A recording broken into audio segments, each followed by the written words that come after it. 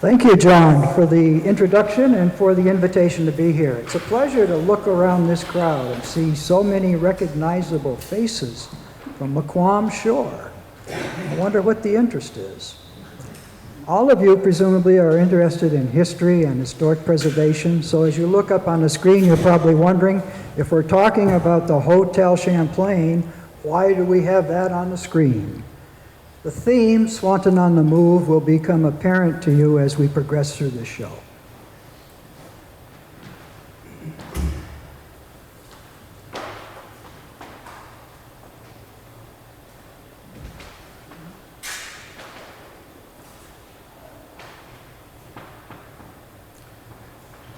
So, the location of the hotel was in the land that is now part of the Maquam Wildlife Management Area. It's 872 acres on Maquam shore, and I'll show you what it looks like today. So a part of the acreage is in this wetland here, and I recognize some residents here tonight who live pretty darn close to this area. And the location of the hotel was down in this area here somewhere. So if you're in Swanton Village and you want to go see where was that hotel, not that you'll ever see it, but at least you'll know where it was, you head down from the village, go down the lake road, you've got the wooded area all along the lake road on the left, and you head down Maquam, you turn left at where the public access is, and you head down Maquam. And you'll notice there are a lot of residences and cottages along the way on the lake side. And on the right side, there's also a few, but most of it here in different areas behind the row of cottages and seasonal homes and all-year homes is vegetation. So that's how you get to it today. Now let's go back.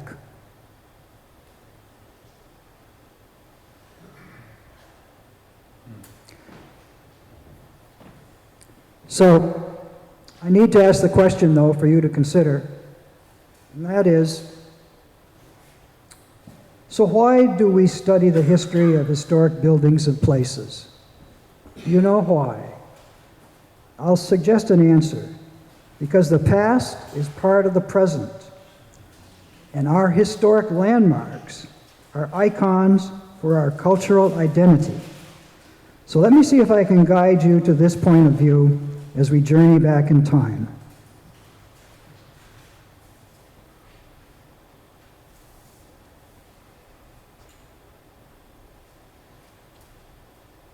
And time for this program begins around 1882 or so, 80 in that area. And this is the Bellevue House in Sheldon. It's quite an imposing historic hotel among many. There were, I'm told, at least 14 hotels in the Sheldon area that catered to people that wanted to come to Sheldon because of the magical waters that came out of the ground, the healing waters. This hotel eventually fell into disrepair, but before we move on to that point, I just want you to notice these two fellows up here. I assume they're fellas. Two guys, they either want to get a darn good view of what's going on, or they want others down there to get a darn good view of them. Keep this in mind because they may show up in another photograph later on at a different time and a different place. The Bellevue House in Sheldon was owned by A.H. Keith, who owned the property, who constructed it, and who maintained it through the years. And this is his advertisement. It really looks good, doesn't it? In time, however, it fell into disrepair. Business stagnated to a point, and I'll be darned, there's another one up there. But that's not the one I was referring to. I was referring to two together, but this does count. If you recognize that symbol, this does count. So you're in Sheldon. This is about the 1870s, the way the town was laid out. And the site of the hotel itself was up here. There's the Keith property at the top of the hill. And when it fell into disrepair, it was purchased by the St. J and L.C. Railroad. And they wanted it for their property in Swanton on Maquam Shore. So the challenge for them then, and oftentimes for us now, is how to get a historic building from one place to another. Hence, Swanton on the Move. So the building was either taken apart and moved in pieces by train, or moved in section by train, but I can't find out which it was, but it really doesn't matter. The point is, the goal was to get this hotel from this location high up in the hill in Sheldon, down the road, down to the railroad, connect with the railroad, and get it to Swanton.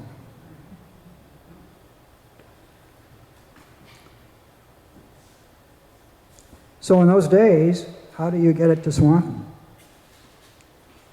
Well, from Sheldon, you go from here. Once you get it down to the tracks at the junction, you go from here, up around Highgate Center. Folks from Highgate are here. Move down into the village, and when you get through the village, you cross the river on an old historic covered railroad bridge, and you work your way down the line until you get to Maquam, which is down here, and that's the destination location for the hotel. Maquam Shore, just down the shore a little bit, tracks were installed so that the train could get that far.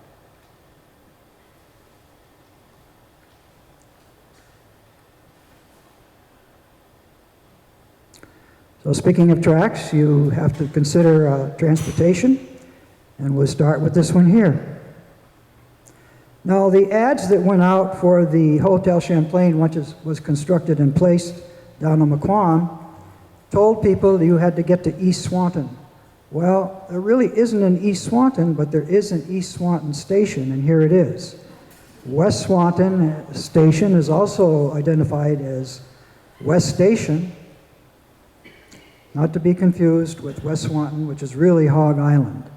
But all passengers getting on the train and getting off in East Swanton, as they must, got into this building here, the East Station, up on, now it's up on the foundation, what remains of it underground is up on Robin Hood Drive. So you get from the East Station, you get on your train, whether you're an individual passenger or whether you're moving the hotel to begin with, you get on the train and you head down through the village and you go across. You'll notice you're above the dam, the old Crib Dam. You're going across, you get to this covered railroad bridge. It was 359 feet long, the longest covered railroad bridge in the country, I've been led to believe. You cross the bridge and you get over here to the roundhouse, and at the roundhouse, you take a different set of tracks to get down to Maquam. So there's the bridge again, destroyed by fire on June 8th, 1987. We'll come back to that. And here's a train coming through the bridge. I like this picture. Do you folks? It's a different time.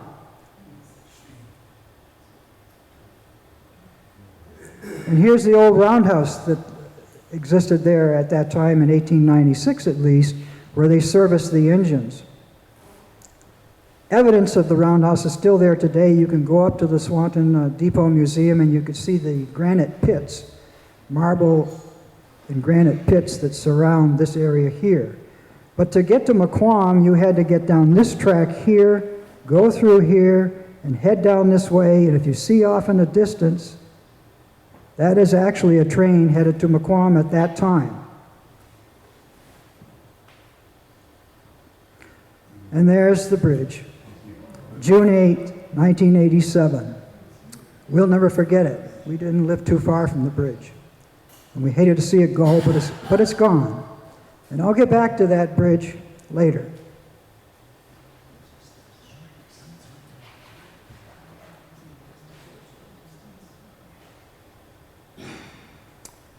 So, there is a brochure published by the owners of the Hotel Champlain once it was assembled and fixed up down at Maquam Shore. And it looks like this. There's a copy of it up front if you wanted to take a look at it. But it's pretty darn good advertising by Mr. C.F. Smith, who lived in Swanton and who ran the hotel. Now, if this doesn't entice you to want to travel to get here, look at the language. Having leased the Hotel Champlain for a term of years, I will open the same to the public June 1st for the season of 1891. Guests are assured a superior table, home comforts, and every attention. Maquam Bay is situated on the east shore of Lake Champlain at the terminus of the St. J. and Lake Champlain Railroad, and is the most northern port in Vermont on Lake Champlain. That tells you where it is.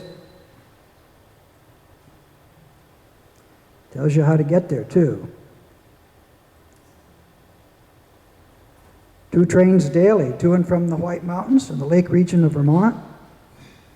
Passenger steamer Maquam plies between this port and Plattsburgh, Port Kent, and Burlington, making close connections with trains of Delaware and Hudson Canal Company, etc. For a quiet and picturesque resort, this place offers superior advantages. A fine stock farm of 700 acres adjoining it is run by the proprietor of the house. Plenty of nice milk, ice cream, and fresh eggs. No pains will be spared to make it pleasant for guests. Sail in rowboats, delightful drives in every direction, bowling alley, and good livery. Now, unless you think we're trying to appeal to patrons from, say, St. Albans, or Burlington, or New Hampshire, or elsewhere, this is designed to attract people with money to come to this location to spend some quiet time enjoying what we enjoy all the time here at Maquam. They give you in that brochure how to get there. And they all involve either railroads or steamboats in one form or another. And some lucky folks could travel by car if they had one at that time and knew how to get here by the roads, and there weren't that many to choose from. So, you know, it's not like today when you want to go travel, you just get your cell phone out and you click on Trivago, and they tell you how to get there and how to hook up with the accommodations, the whole thing. And then you get in your car and you drive away if you go by car. And you turn on your GPS. Well, you didn't do that back then. There was no such thing. You had to depend on others. And that was a nice thing about getting from there to here. Don't they say that the travel is half the fun? Getting there is half the fun? So here it is, reassembled, relocated, on Maquam Bay, the northernmost harbor on the Vermont side of Lake Champlain. The environment is attractive, and here's a view from the hotel porch. You've got, looks like somebody's doing a little lawn bowling here perhaps, and you've got the lake in front of you. You can see all the way to the Adirondacks. And there's only a few trees. It's not in the middle of the forest. And if you just couldn't wait to go fishing, here's a guy who just spent a few hours fishing. And look at his catch. Of course, he had to dress up for the occasion. As you will see in later pictures, everyone did in those days. Didn't matter what they were doing. Here's the office in the main lobby. The desk is here. The stairs to the upstairs, it was a 3-story building, are here. And the reading room is behind. The porch or veranda. Now, If someone said, "Smile, I'm going to take your picture," what happened to him? He's thinking about something else, maybe the stock market. Maybe he came by car and it's the price of gasoline, who knows? We don't. So the hotel was on this side of a road. The road is still there now, but of course it's been paved over. You'd never recognize this scene.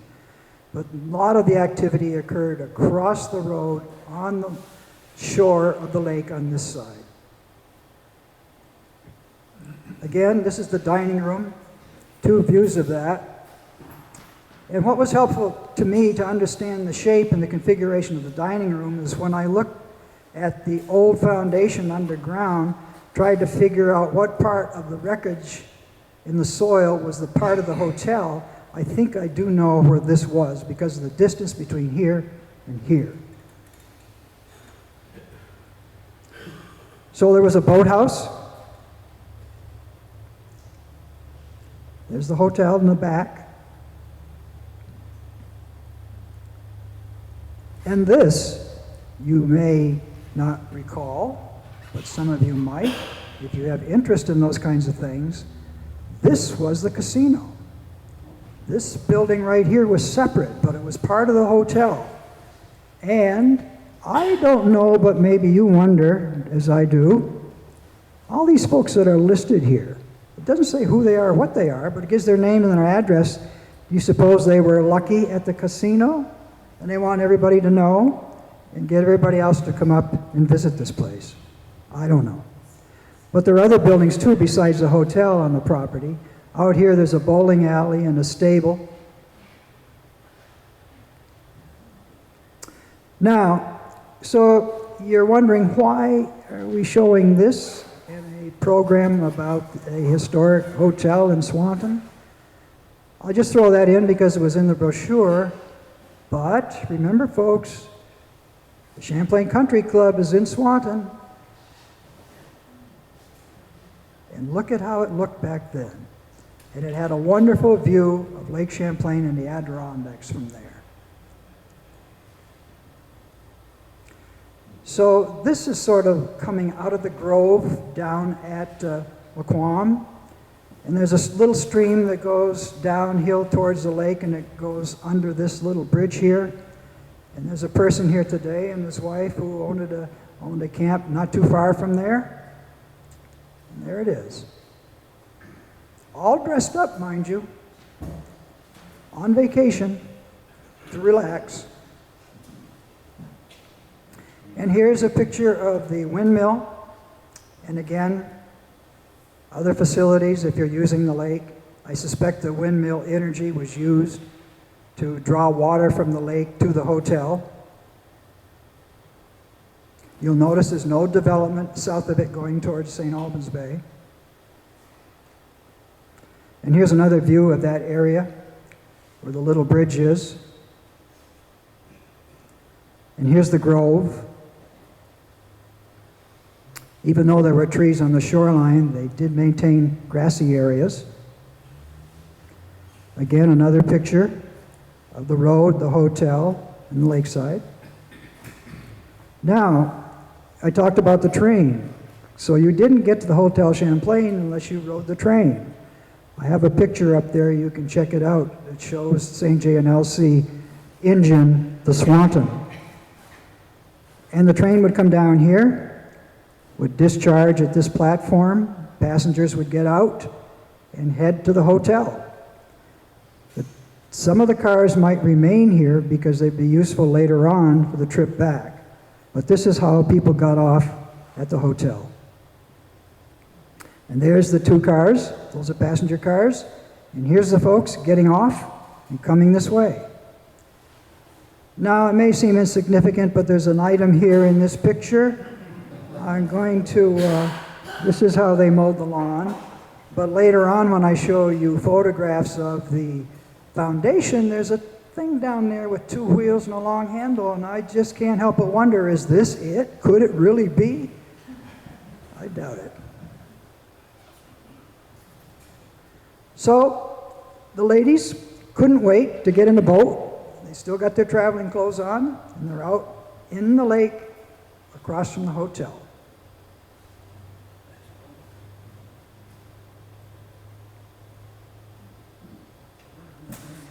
And of course, the gentlemen wanted to go too, but they didn't want to go with the ladies. They're in this boat, and they're over here.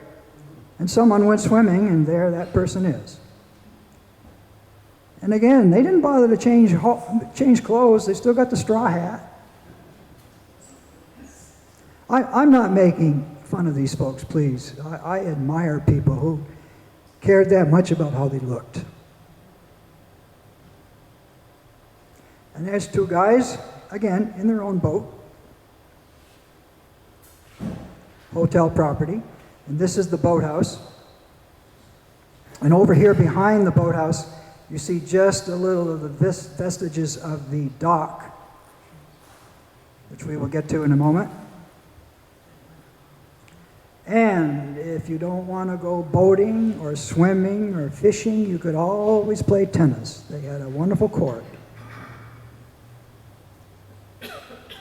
And if you wanted to go fishing, the three of you get in the boat. Don't forget to take your rods and your bait, and look what you might come back with.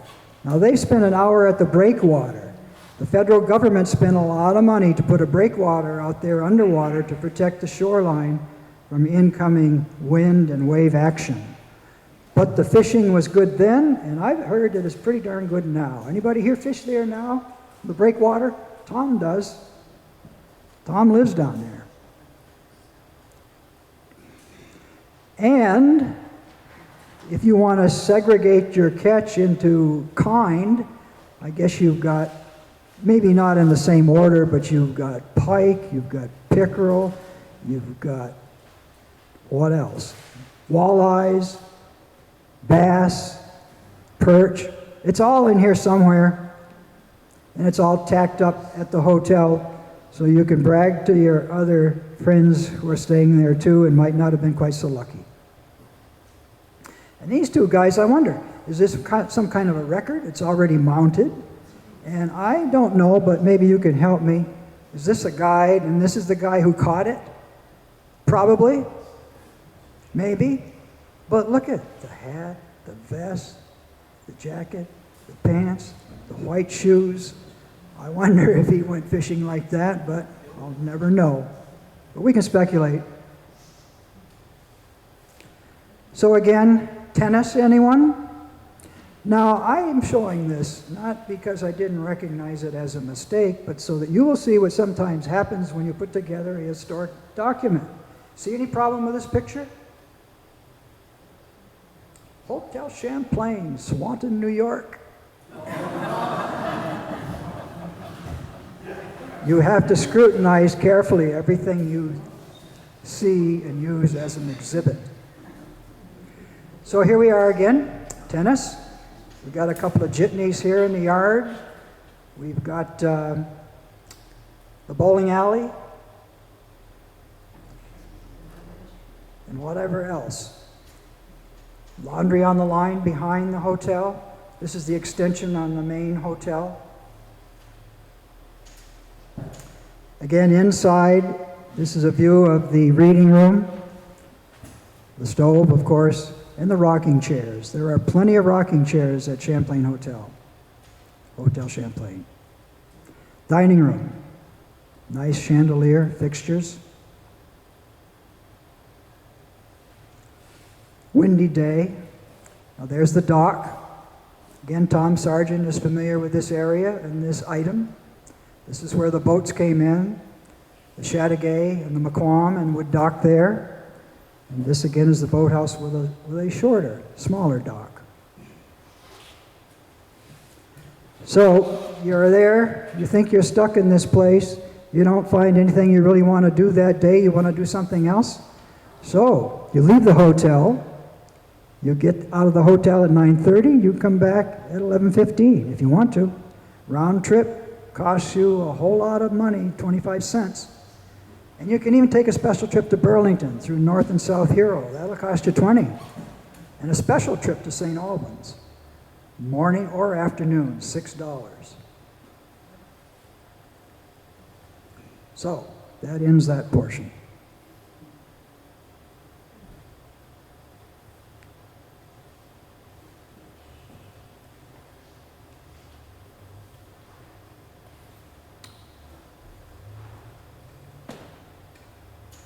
So it wasn't just tourists who stayed at the hotel.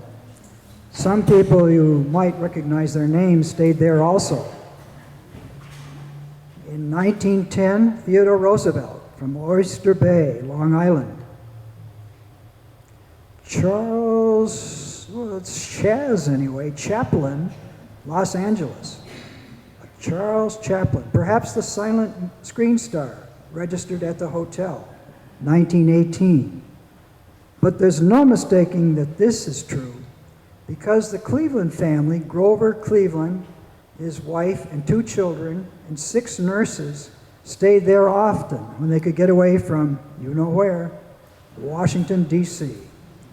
And, strangely enough, Cornelius Vanderbilt.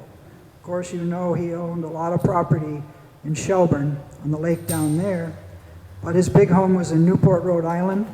Perhaps you've been there too, up on Bellevue Avenue, the big mansion. He stayed there.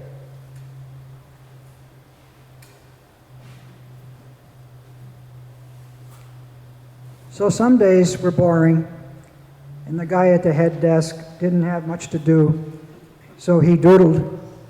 Isn't this interesting? He's got a rod here and a fish dangling there, and I don't know what this is supposed to be. But it's pretty attractive artwork. Perhaps he was bored, but he knew what to do. Get down to the bottom here on that page, and he's got a sailboat here, and he's got a steamer there.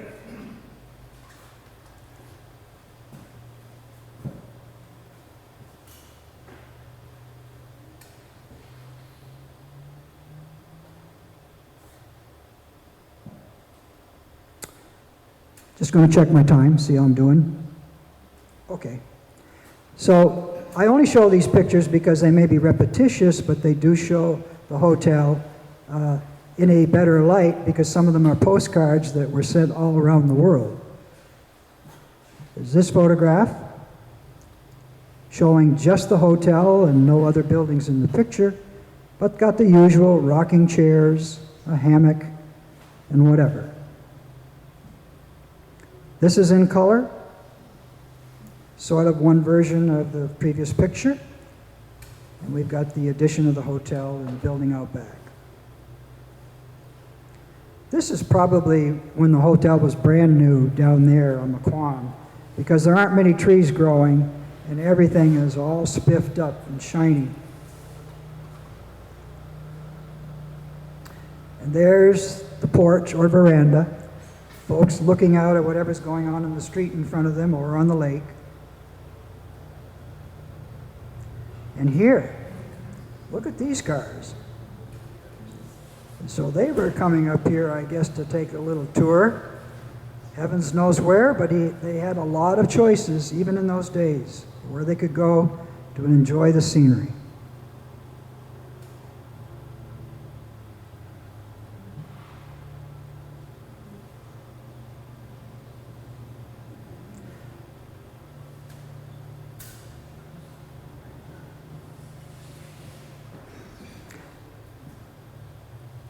Now, in the advertising for this show, I did say I'd show you some menus. They didn't come through the copy process too well through the years, but there's a menu for one of the earlier days, 1898. You could get everything in the meal. Didn't matter what you ordered. You could take it all. Cucumbers, baked bass, egg sauce, pork pot pie, I guess, some kind of pie. Anyway, don't get hungry. Another one. Soup, chicken broth, fish, boiled pickerel. Boiled pickerel? Roast. Fricassee of chicken, lamb stew with green peas. September 2nd, 1907. couple of years after opening. And then, St. Albans High School banquet, June 19th, 1908. A banquet dinner for St. Albans High School. Anybody in that class? All right. So here's what they had quite a choice, didn't they? For folks off the street. Marmalade, olives, boiled potatoes, mashed potatoes, boiled onions, stewed tomatoes, green tea, bananas, raisins, Vermont dairy cheese, and whatever. So this is just to prove the point that the hotel did not belong just to out-of-state spending guests, but also the local area was able to use it at times to benefit from its presence.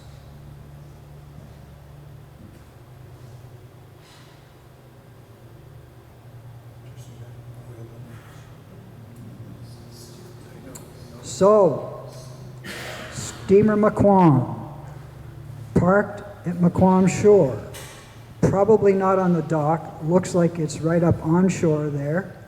Look at all the people on that boat. And the question is, you know, if it came in empty and now it's full, how's it going to get out of there? I suspect they probably knew how. They could reverse engine and somehow get out of there, but anything about this picture here that looks familiar and unusual? These guys here, look at, I wonder if they're the same two from Sheldon. Suppose they heard the hotel had been moved and the only way they were going to get to it was to take the Maquam and get up on the roof? I don't know. So here's another steamer, the Chateauguay from New York State. It also came to the dock in Swanton, and that's the dock. And it took passengers across the lake, including to Burlington and Plattsburgh and other points. So this place was really interesting for the kinds of transportation that were available to it. You came in by train, and you had a chance of taking a little diversion on the steamer. And here's another photograph of the Maquam at, I think it's probably at Burlington. But if you want to see a real good photograph of the Maquam, it's on the easel over there. It's a painting by Ernie Haas, and I think you'll really appreciate it. And there's the dock. It's, as it says, around 1888, and that's the dock down on Maquam, not too far from the hotel.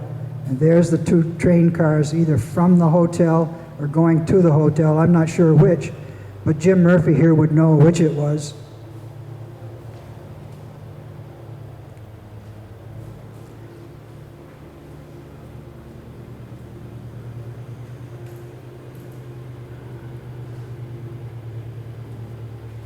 So,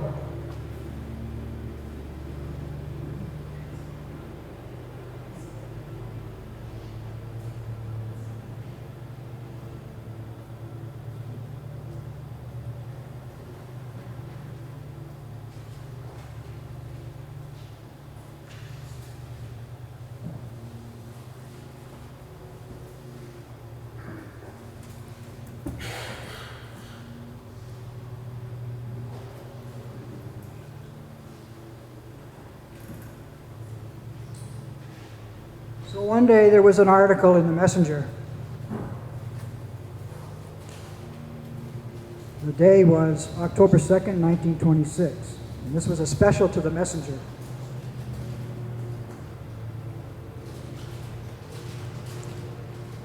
Swanton, October 2nd. The Champlain Hotel on the Maquam Road was totally destroyed by fire early this morning, with an estimated loss of between $35,000 and $40,000. The building and contents were partially covered by insurance, reports here indicate.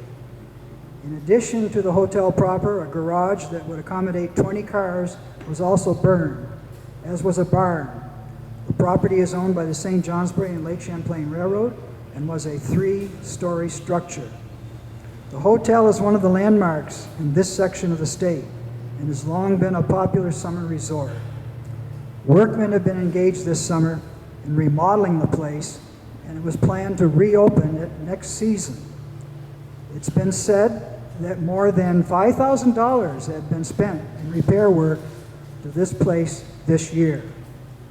According to what could be learned this morning, there is little possibility that the place will be rebuilt. The origin of the blaze is unknown. Some are inclined to treat the situation with suspicion, for it is the third fire in this section of Franklin County within as many weeks. The two preceding barn blazes were discovered about the same time of night as this was, midnight. Now, you're all going to want to ask the question, well, what really happened and who's responsible, and did anything ever come of the cause for the demolition of the hotel? I just don't know. I don't know the answer to that question. But maybe somebody here tonight does, this afternoon, this morning. So, when the hotel was lost, it sat idle, of course. There was nothing left until something could be done with the property. And so the railroad, the St. Johnsbury and Lake Champlain Railroad, owning the property, developed a plan for subdivision, and they created this document here, a plan of land in Maquam Bay, Swanton, Vermont, showing subdivision of lots, November 1934. So that was sometime after the fire. But this is in the land records in Swanton. I took the picture. And this shows, with regard to the subdivision of the lots, and there were many, and some of you own some property that showed up in this original map, 1934. But this part here is focused on the old hotel foundation and the land across the street, which was not to be leased. And the lake is right here. So when I went to look and try to find the foundation and to prove that it was the right place, I was looking for a structure that looks something like this. See the configuration for the hotel? But it's not complete. There's another part of that hotel that didn't show up on this drawing, so that when I got on the woods and got poking around, I got confused. But it doesn't matter. So this is another survey by John Buck showing the development of the Maquam Shore land that was being sold to a combination of Gordon Winters, not the present-day Gordon Winters, but his grandfather, who owned Swanton Lumber Company and started it back then, and who was also a bit of a developer, being in the lumber business, of course. So he brought the property along with the other Swanton resident, businessman, Wilfred Bushy. And so this is that development showing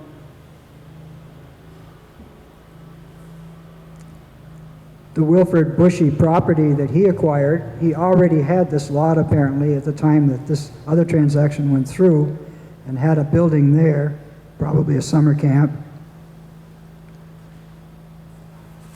And next door, not too far up the road, is the Gordon Winters property.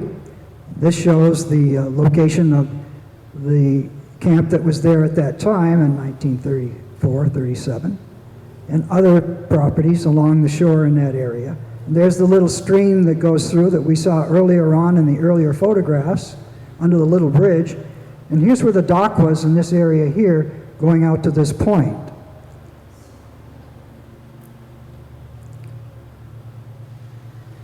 So going further down the shore from that point, going towards Swanton, where you would turn up Lake Street here, these are the lots that were subdivided and sold in this area.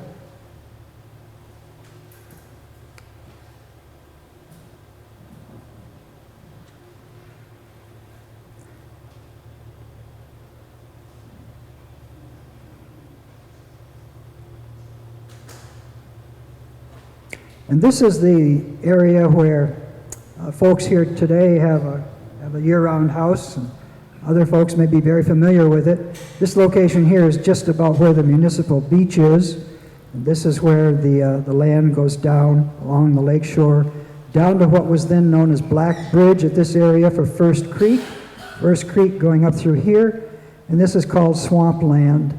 So it is fairly swampy, but not entirely. Anyway, Gordon Winters bought all of this and that became part of the lands that he subdivided and sold off later on. For all of that land, the price paid was $33,000 back then. You couldn't buy a fishing shanty today for that amount, could you? Anyway, that's that.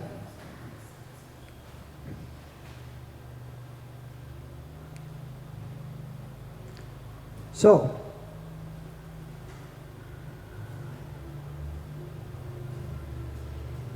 being the curious guy that I am, I couldn't wait to try to find out where's that old foundation.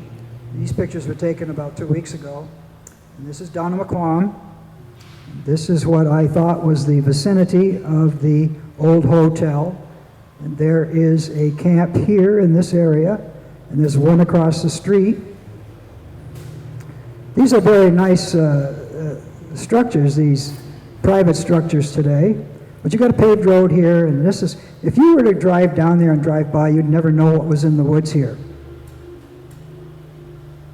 So I walked into the woods and looked for large stonework that might look like a foundation, and I didn't have to go very far, because there it is. That's the beginning of the foundation right here, going up to a corner there. Here's another picture, more of an open area, which shows the foundation as it exists today.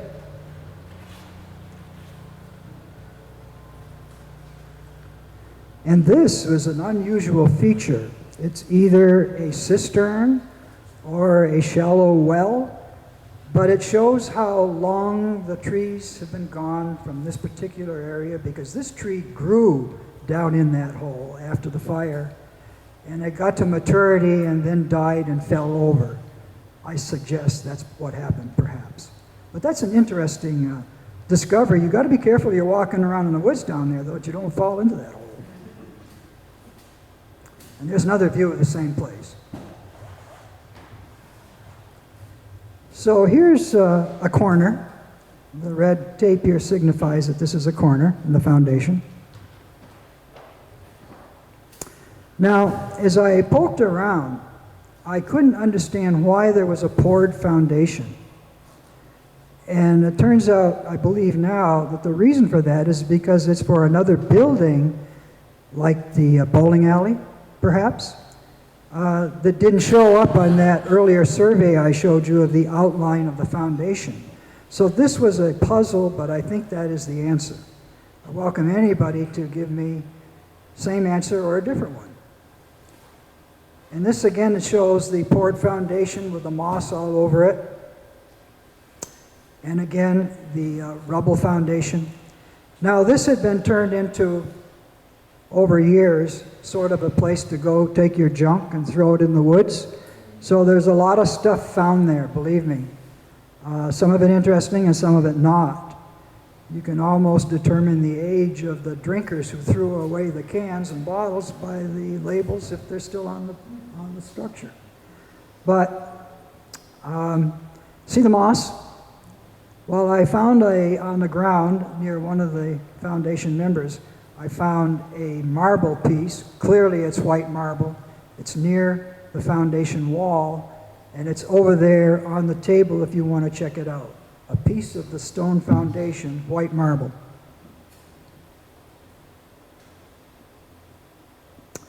Again, the poured foundation wall.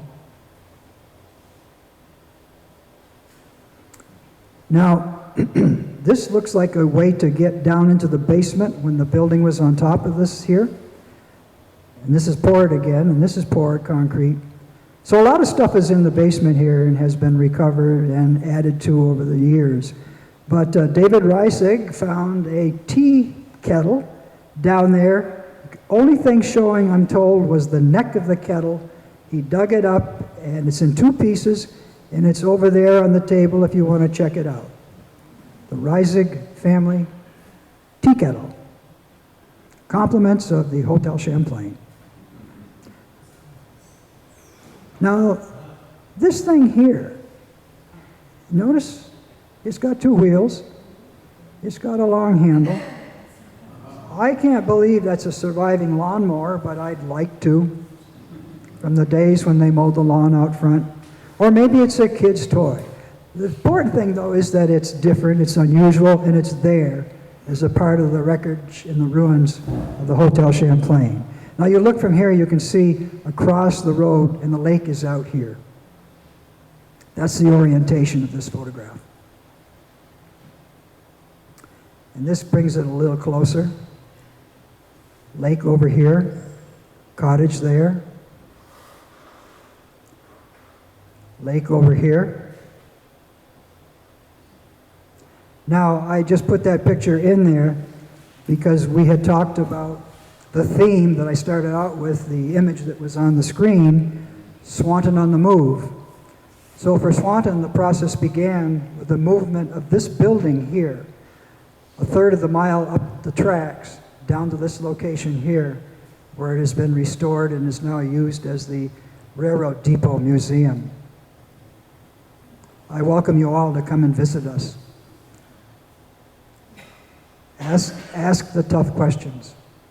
Thing to keep in mind, though, is that this is not native to this location.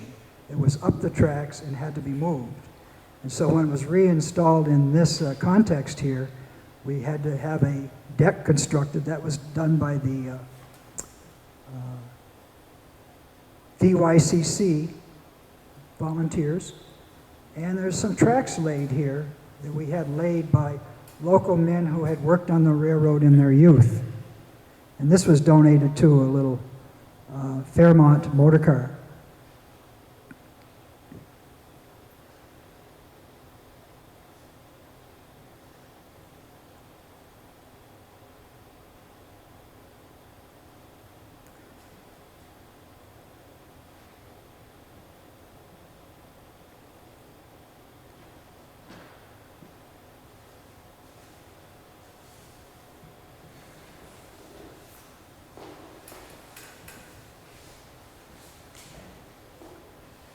So I asked at the beginning the question of why is it important to honor and to save historic structures?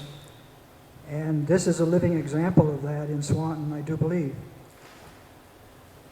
We already talked about the Bellevue House, which was moved by the railroad from Sheldon to Maquam Shore in Swanton, the St. J. and L.C. Railroad, where it was rebuilt to serve as the Hotel Champlain. And this is Swanton's West Station. I showed you the East Station earlier on, and this is the West Station up on Depot Street. And here's a jitney to pick up passengers to go to a hotel. And here it is on the move. So our concept of Swanton on the Move began here, September 14th, 1999. And we had a lot of help from a lot of people involved in this project, and some of them are here today. Jim Murphy, Laz Gangus, and probably some others that I can't see from here, but a lot of people were involved in this process of moving and saving Swanton's last evidence of the railroad in Swanton as a building, moving down the tracks. So we lost the covered railroad bridge. I showed you that ugly photograph of it burning in the water and how sad everyone was. And for years they'd ask me, Ron, when are you going to build another covered bridge? And I'd always have to say, well, it'd be almost impossible to get the material today in that size and to get the people experienced enough to do the work, although they could be found. But just try to imagine what the price would be. So there is a program involving structures that are on the National Register of Historic Preservation. And this bridge right here was located in West Milton. It's a Pennsylvania through truss bridge on the Lamoille River at the site of the Peterson Dam. It was disassembled and moved to Swanton in 2003, where it was reassembled and restored. It opened as part of the Swanton Recreation Path in 2009. Thus, it replaced the historic railroad bridge destroyed by fire on June 8, 1987. And although it may suffer vandalism occasionally, it will not burn down. So this is the part of the original historic structure, as is this. And we had to have manufactured this center structure here, the center section, to make it fit the river from the Lamoille to the Missisquoi. Governor Jim Douglas was here that day to make the dedication. And the caboose.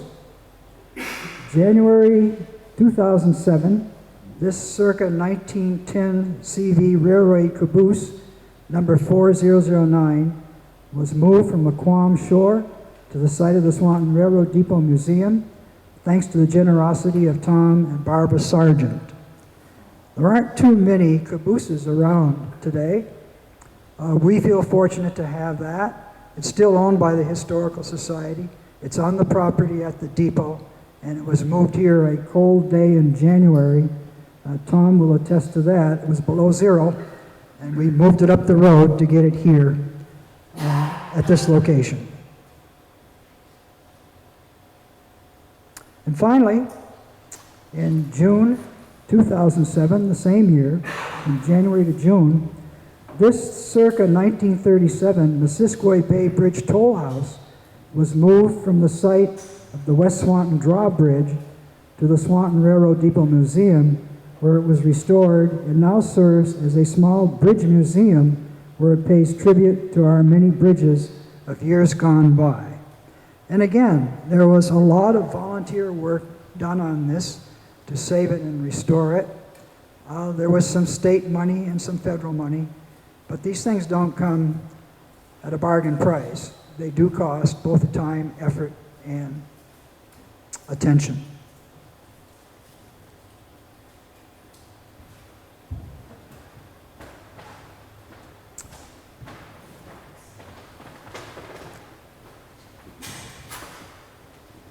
One last picture.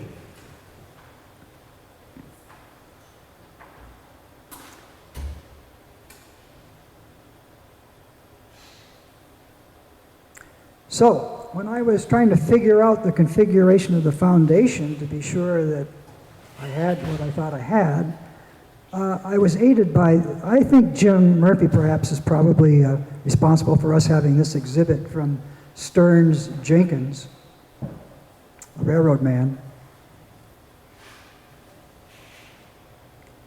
But this drawing on that document shows the configuration of the foundation of the Hotel Champlain here, and out behind is the bowling alley and the stable right there. So I think probably that poured foundation was a part of the structure here, but I'm not sure, but it doesn't really matter.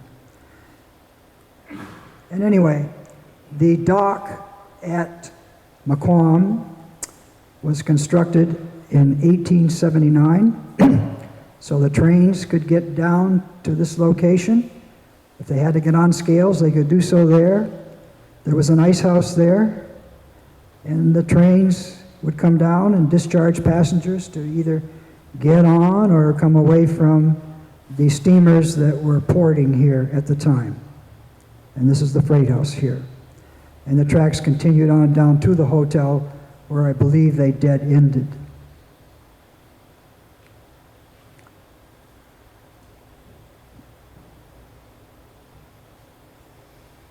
So, you've been a very patient audience. I appreciate your attention. And it's my story, and I'm sticking to it until I find more information to change the story, either from you or from some other source. I thank you.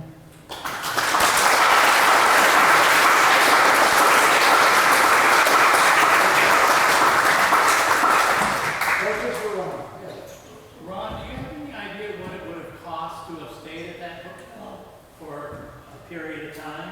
To have what? To have stayed, the financial involvement and what they would have charged for people to stay at that hotel? Well, $2 a day isn't too bad, is it? No. Oh. $7 to $14 a week. And you can stay a week for $7 to $14. That's meals. And that 7 would have days. included everything. Everything. Times were different Bring than back the old. now. Exactly.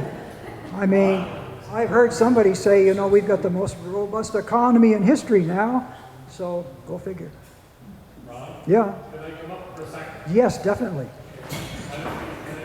What I'm looking at, if people get an idea of where they're looking at, there's the bridge that goes across from the station. You can see where the tracks went up here, across what they call it, the middle road, is it? Went down there and swung down from the Maquam shore. But that's where the tracks went, right across up through here, all the way through, follow along Route 36 and pick it up there and pull it right down the curve, and then swung over to where the hotel was. Well, where Gordon Winter's garage was, there was a curb people in there. But they turned it into though, so they didn't have to go down back all the way back and forth. But there was a curb people in there. Oh, that's the job up there. But going up and came across the station is here. It had to move from way up on the other end of town up to here, where it moved from, down to here, and then brought over and put in place. But this is where the tracks ran, down to the Maquam shore and then over across. And they, as I said, there was a turntable over here which doesn't show, but I was talking to John Winters years ago, and he says, right here is where the turntable was, and cut it all up and threw it into the hole. Now, if you want to find a turntable, it's up there by his garage. If you look through the garage, you see the rock cut that was cut through. It went down to, we went underneath the garage where the train would go down onto the dock and they could load and unload freight traffic. So, but that just gives you an idea where you are. Of course, this is downtown. Well, but that was quite a move. We had fun doing that. The joke was the day that we went into the safe and looked over the property and where to move to, how to, that you cleaned your feet when you came out of the building, not going in, because it was in such bad shape that the floor, all the animals get in there and going to the place. I'm glad. You talking about the old depot building? Yeah. Okay. He called me up and said, "We've got the station, but we've got to move it." How much time was it? They gave us 1 year to the day, and we moved it on the last day of that year.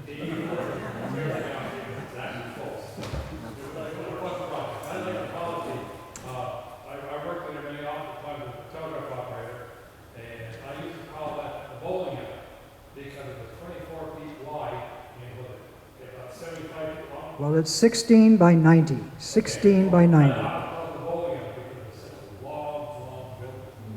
there now and I forget that I'm not back where the station was.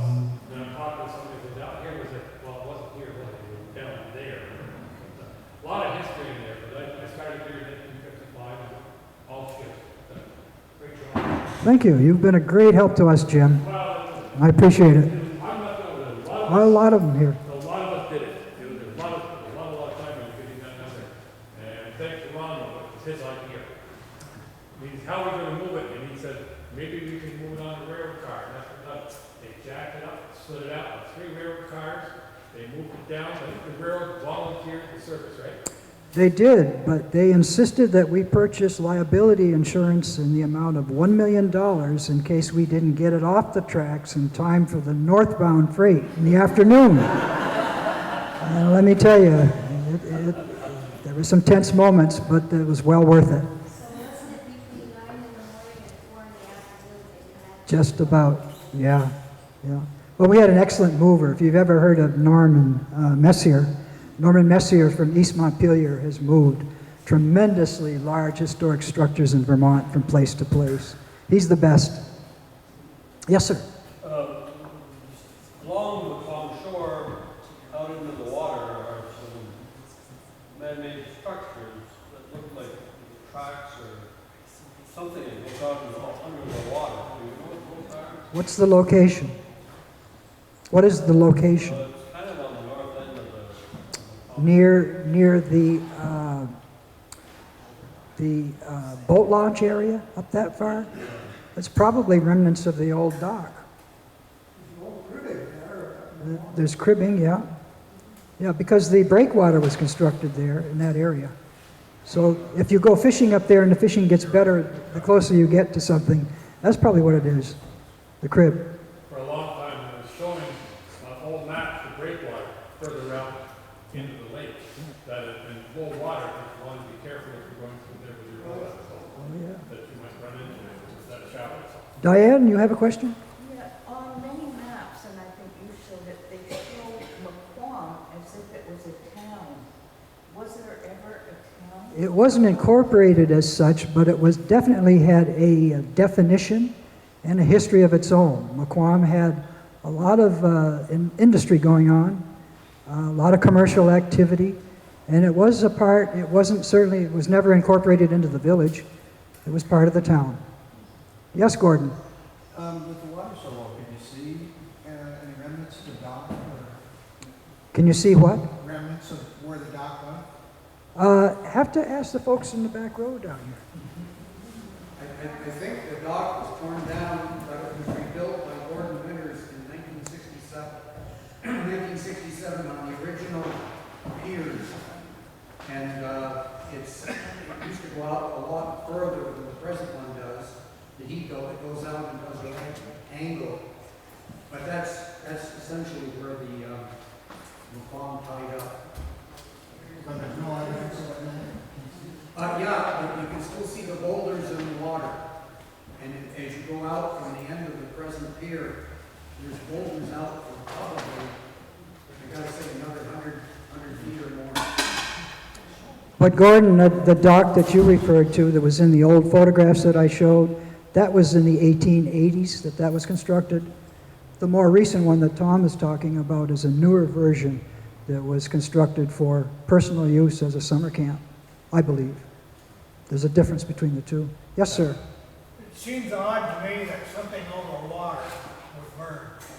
What's the reason for the bridge fire? The bridge itself? What caused that fire? Well, a sad story. Innocent teenagers having a party on the riverbank, had a campfire. When they left, they didn't bother to put it out. Wind picked up. The embers went up into the structure, which was creosote soaked, and whoosh. Can you imagine with all of that space confined and in a long wind tunnel? It didn't take long for it to be totally destroyed. Yeah. A lot of people wanted people to be punished for that, but I couldn't have found any way that it was intentional. It was just neglect. Now, there's a lot of, in our time in Vermont, demolition by neglect. That's the greatest threat that historic buildings have.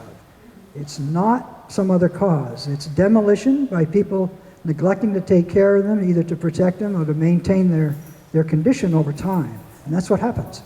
Look at the hotel on South River Street in Swanton, Riviera. As you drive by there, for historic preservationists, I could cry because I remember when it was the Adams House and how beautiful it was. But it is slowly dying from neglect. Don't want to, yeah, I don't want to get on a platform here and go say too much because I may have to defend it later on. Ron Kilburn, thank you. Thank you all very much.